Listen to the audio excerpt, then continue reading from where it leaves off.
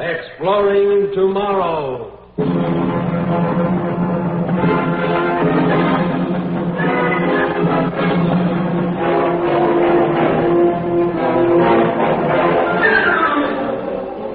And now, here is your guide to these adventures of the mind, John Campbell. The term genius is fairly common in our language today. I wonder how many of you realize that the term originated with the old Arabian Nights concept of the genie. You know, the magical creature that came in a bottle and had such wonderful powers. The story is about a whole planet of geniuses. Genie. Interesting people to try to enslave, you know. Laboratory scientists have as much fun as anybody else, you know. One of the laboratory laws, sometimes called Finagle's Law or Murphy's Law, goes, in any laboratory experiment, if something can go wrong, it will. Well, this is the story of a planet-sized laboratory experiment in which something could go wrong.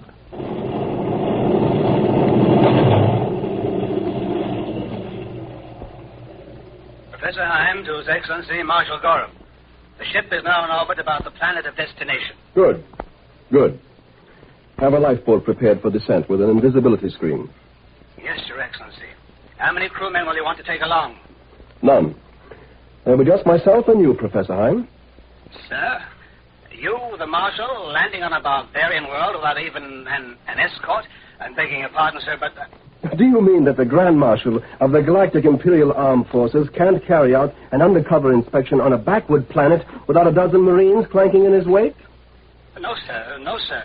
And please remember that the people down there have no weapon more powerful than a bow and arrow.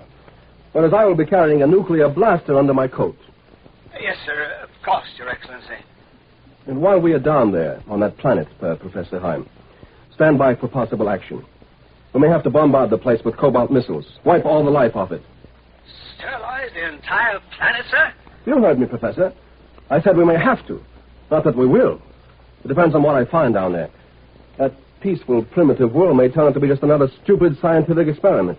Or it may turn out to be the worst danger of the Empire and all its stars have faced for 1,000 years. Now, I want you, Professor. I'm in my office at once. Over. Yes, Your Excellency. Over and out.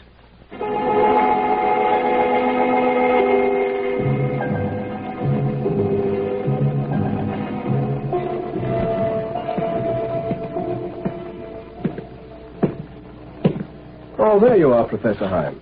Yes, Marshal Gorham, here I am. You've arrived at your experimental planet. I know. I was just watching it float there among the constellations. I don't know a more beautiful sight in the universe. Well, break out the native costumes for us, too. We're going down. At once? I am a military man, Professor, not one of your psychologists. Now, so far, your people have spent 1,500 years studying that planet. But as for me, there's war on the Imperial borders, and I can spare 3 days. 3 days to decide? To decide whether we can let your experiment go on or whether to discontinue it, shall I say? But only 3 days. Marshal, you don't realize it would take a week just to explain the statistics of... I know, I've heard it all. 1,500 years ago, the Psychological Research Foundation decided to learn what makes human history tick by running controlled experiments. So it took a lot of uninhabited planets and put different kinds of people on them. Oh, their memories wiped out, Marshal. The first generation started out knowing as little as animals. They had to discover everything for themselves. Fire, language, the wheel. Do you imagine that their descendants could have learned enough to menace us? To threaten an empire that for 3,000 years has controlled millions of planetary systems? We've been through all this before, Heim. I've told you again and again, I'm not worried about your other experimental worlds. They're still cavemen or less. But this planet here, pure genius stock. A planet where nobody has an IQ below 150. And God knows how high they go. Well, I just can't tell about them. And His Majesty is worried, too. There have been rumors.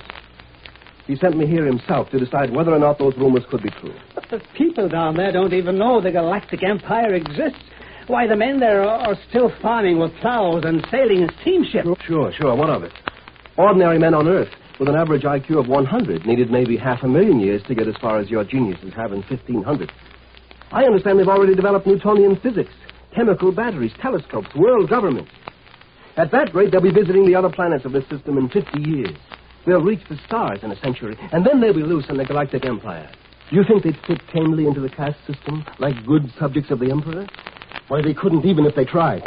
They'd produce a new invention and a new philosopher every day. And that would mean the end of stability, and that, Professor, would mean the end of the Empire. So you say, but you're a soldier. You don't understand. Yes, I know. I'm a dirty militarist who can't see past the end of my own guns. All I'm good for is killing, huh? And you're a noble intellectual scientist. Yeah. I've heard that guff before, Professor, and I've gotten pretty tired of it. But I tell you, the genius people are cooperative and... My orders are to inspect the place and decide for myself whether they're right or not. So that's what I'm going to do. Come along, Hein.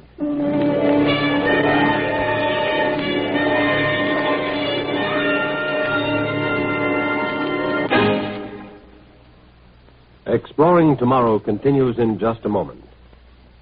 When driving, luck can stay with you for years. But on the road, it can leave you in a split second, a tragic split second. So drive carefully. You will live longer, and you will arrive alive. There's been considerable discussion of what constitutes good and evil over the last few millenniums. But, you know, there's an interesting comment someone made. I don't know where it did originate. Melodrama is the conflict between good and evil. And tragedy is the conflict between good and good. When two good men, each with a good point to make, get into conflict, that's where real tragedy starts. All right, Professor. I've got the lifeboat into the atmosphere and leveled off. So where do I head now? Hi. Wake up, you wool-headed dreamer. I'm sorry, Marshal. I was thinking, looking out the porthole and thinking. What about? How lovely the sky is. So blue. And the land below, mountains and forests and hopeful young farms. Oh, no, a poet yet. Well, I'm thinking about my job of inspection. Where shall we go? Fly northeast for 700 kilometers and you'll find this planet's largest city.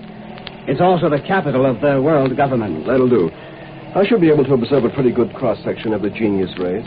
Do you seriously believe you can decide the fate of an entire world on the basis of what you see in one city? How do you expect to learn anything, even there? You don't speak any of the local languages, not even the international one that developed. You'll talk for both of us. We'll claim to be visitors from a long ways off, the opposite hemisphere. We'll just wander around town for a couple of days, and I'll get the feel of the place. You mean you decide whether these people live or die just on the basis of a hunch?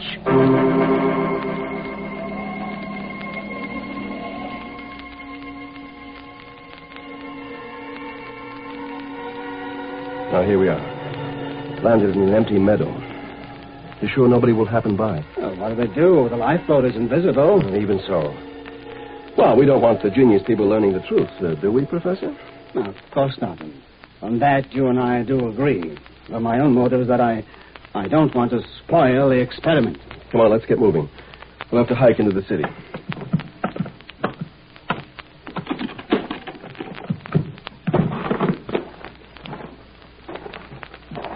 Oh, it's nice outdoors. Sunshine. I don't know when I last breathed air that didn't come out of a tank. And you turn all this into black radioactive ash. Come on, I said, let's start walking.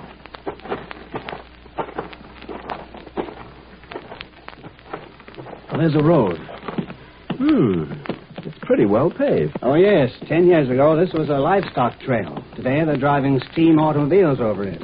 I predict that 10 years from now, the first airplane will use this for a landing strip. But where's the mass market to support all that progress? There isn't much of one. Actually, most people here are still riding around in buggies. You see, they have a unique social system. The average man on this planet would rather buy a new book than a new gadget. But at the same time, their engineers keep on making inventions because a mind of such power can't help being creative. And I tell you, the Empire can't afford what you call creativeness.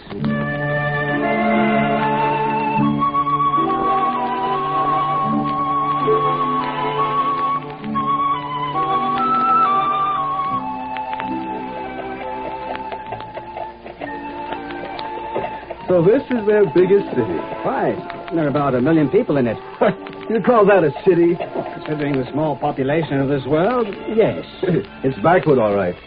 Carts pulled by animals. Water pumped by windmills, bearded men in clothes of vegetable fiber, wood in plaster houses, gas lamps. That's what I keep telling you, Marshal. These people aren't demons. They're as human as you and I. They're born the same way as us. Grow up, learn, love, laugh, weep, and die like human beings anywhere in all space and time. They simply happen to be more intelligent. Let them live. 70 generations ago, they were savages. They didn't even know how to chip a flint. And now they've come to this. Yes. Our observers mingling with them in disguise have already learned more about historical dynamics than... Oh, sure, this city is still primitive. But in another 100 years, they have schools, laboratories. They don't frown on artists and scientists and philosophers. They glorify them. So, in 100 years, they'll be out among the stars. And we don't dare allow that. But they won't, Marshal, not necessarily. If only you'd let me show you the economic data. For instance, the great uninhabited spaces they still have right on their home planet. Shut up, I'm thinking. Thinking? I don't think you're able to. What did you say? Nothing. I have a knife, Grand Marshal Gorham. You don't know that, do you? You think I'm just another ineffectual little dreamer, don't you? Well, you may find out different.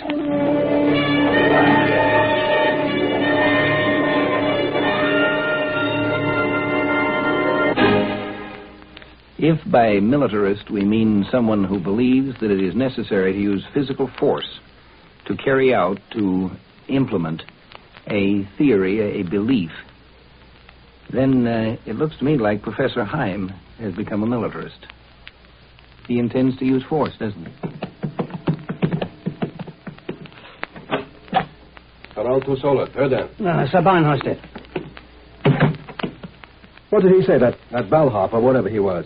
He wished us good night in the international language. He thinks we're foreigners, you remember? Ha! If he only knew how foreign. That's a cheap way to feel superior, isn't it? Oh, shut up, Heim.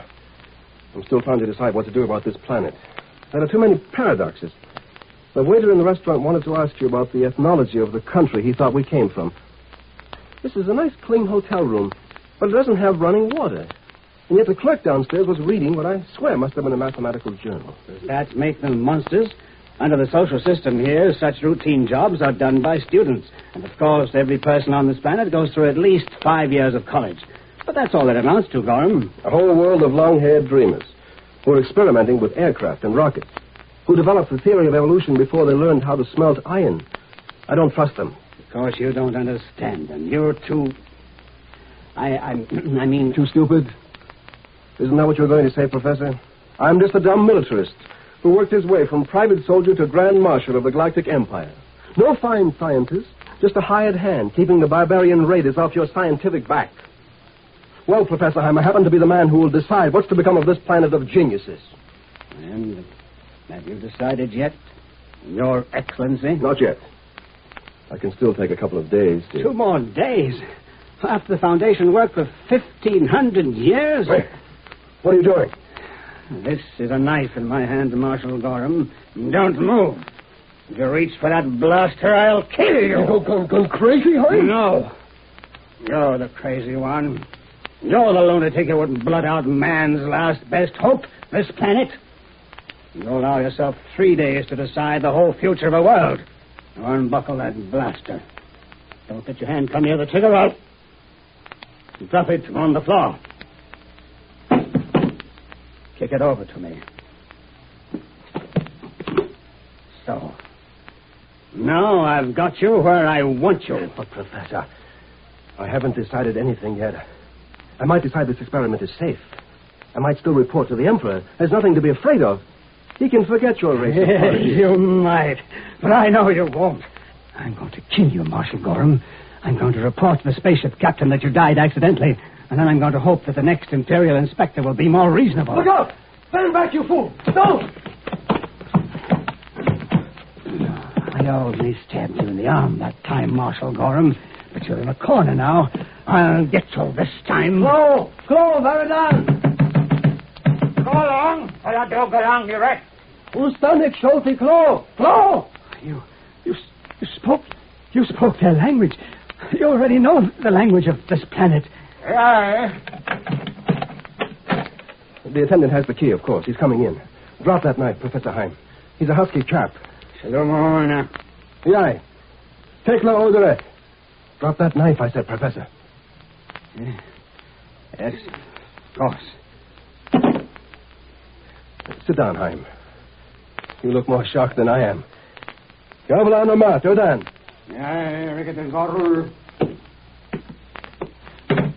He's gone after the first aid kit for me.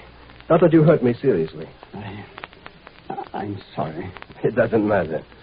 And you're a native of this planet yourself. Yes. I was born here, though I've lived most of my life out in the Empire. We thought we were keeping a planet full of geniuses and ignorance. How long have you known? We began to suspect the truth 500 years ago. And we discovered that all life had evolved from lower forms, but couldn't find a subhuman ancestor for man. And finally, your disguised observers were identified. We even used blind man techniques to spot those wearing invisibility screens. Did you really expect you could go on fooling a race with twice your brain power? Well, we thought so. Yes, I suppose it was foolish. Some of us wormed our way into space as stowaways or in disguise, that sort of thing. People here live quietly, so as not to give the show away. We don't tell our children the truth till they're old enough to keep up the pretense. But meanwhile, for the past 300 years, our agents have been out in the Empire, learning everything you know, posing as citizens, working up into the key positions of your government. We can do that by sheer merit. Yes, obviously you can become imperial marshals. Quite. And when the Emperor got suspicious, he sent me, his trusted soldier, a notorious anti-intellectual, to check up for him. Naturally, I was going to give this planet a clean bill of health, but I had to string you along first to make it look good. Evidently, I put on a better act than I had planned. And now that I know your secret? I'll have to report that you were accidentally killed here, Professor. But don't worry. All you have to do is spend the rest of your life here as one of us. I don't think you'll mind that. Oh, no, not personally. I'd enjoy it. I used to envy the people on this world. But when your race, I mean, when you've completely taken over the Galactic Empire from within, what do you plan to do? Well, we'll remodel it, shall I say. I'm afraid you wouldn't understand exactly what we intend to do. It's a little beyond your grasp, but it will be for the benefit of the ordinary galactic citizen, too. The poor, backward, benighted galactic empire.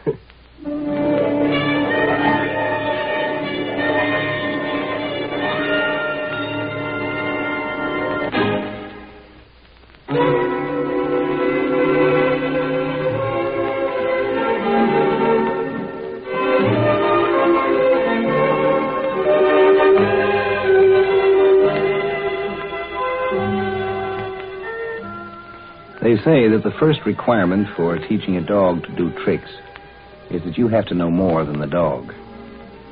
If you want to teach a planet full of geniuses to do tricks for you, first make sure you know more than the geniuses. You can enslave some kinds of entities, but you can't enslave, you can't impose on entities who are more intelligent, more thoughtful, more wise than you yourself. What will happen is they'll turn out to be helping you in disguise.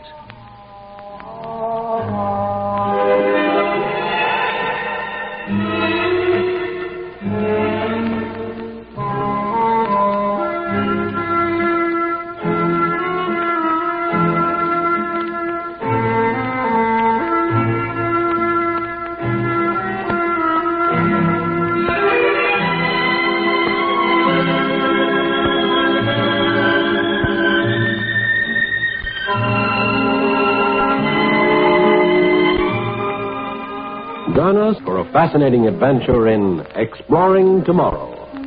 Heard in our cast tonight were Ron Dawson and Al Ruscio. Script was by Powell Anderson, produced and directed by Sanford Marshall here in New York. Guy Wallace speaking.